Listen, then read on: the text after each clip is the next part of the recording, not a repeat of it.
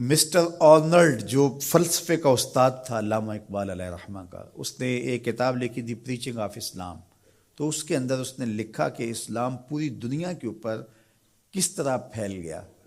باقی بھی تو مذاہب تھے لیکن اس تیزی کے ساتھ ایسے نہیں پھیلے جس طرح اسلام پھیلا. تو اس نے کہا کہ من جملہ وجوہات اور ذرائع میں سے ایک ذریعہ اسلام کے پھیلنے کا یہ ہے کہ اسلام میں سے ہر شخص کو یہ حق دیا گیا ہے کہ وہ دین کی تبلیغ کرے اور نیکی کا حکم دے اور برائی سے منع کرے. باقی مذاہب میں ایسا نہیں ہے. میرے حضور نے خطبہ حجۃ الوداع کے موقع پر 1,44,000 صحابہ سے مخاطبت کرتے ہوئے فرمایا فَلْيُبَلِّغِ الشَّاهِدُ الْغَائِبَ، جو موقع پہ موجود نہیں ہیں تم سب کی ذمہ داری ہے ان تک میرا پیغام پہنچا دو. بلغوا عنی ولو آیہ، میری جانب سے ایک آیت بھی آتی ہو تم نے اس کو آگے منتقل کرنا ہے.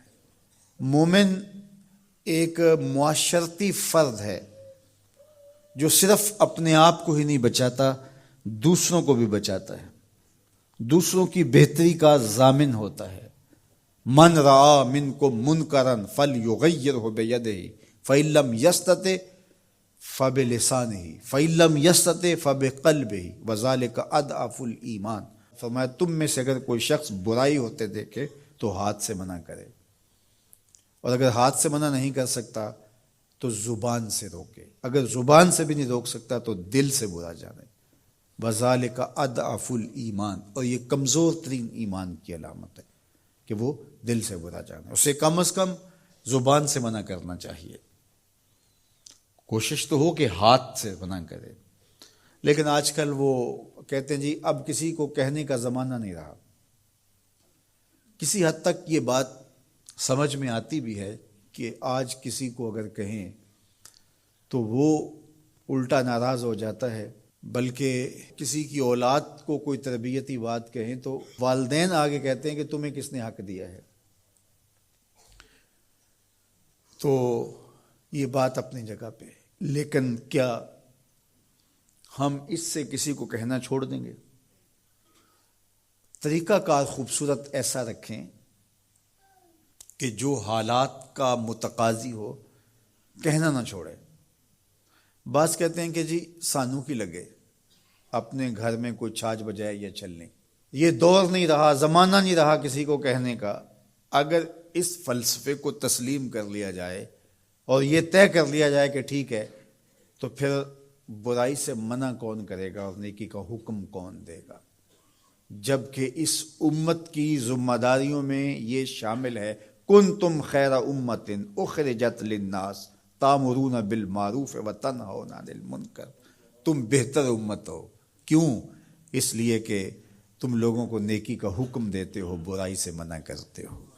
یہ اس امت کی ڈیوٹی ہے، ذمہ داری ہے اس امت کی. یہ امت سوچنے لگی ہے کہ جی یہ دور نہیں رہا، یہی تو دور ہے.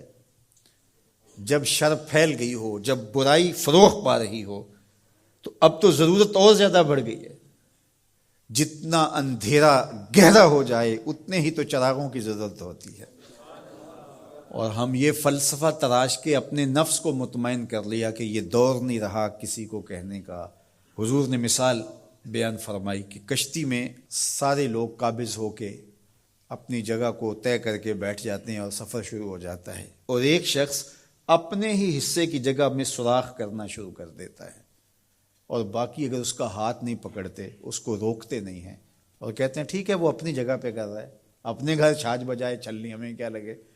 تو تھوڑی دیر کے بعد کشتی ڈوبے گی تو یہ بھی سلامت نہیں رہ پائیں گے. اور اگر اس کا ہاتھ پکڑ لیتے ہیں تو وہ بھی بچے گا اور یہ بھی ڈوبنے سے محفوظ رہیں گے.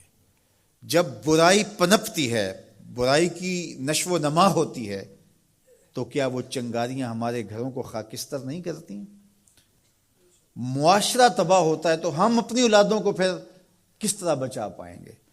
تو مل کے برائی کو روکنا اور نیکی کا حکم دینا یہ مسلم معاشرے کے تمام افراد کی ذمہ داریوں میں شامل ہے.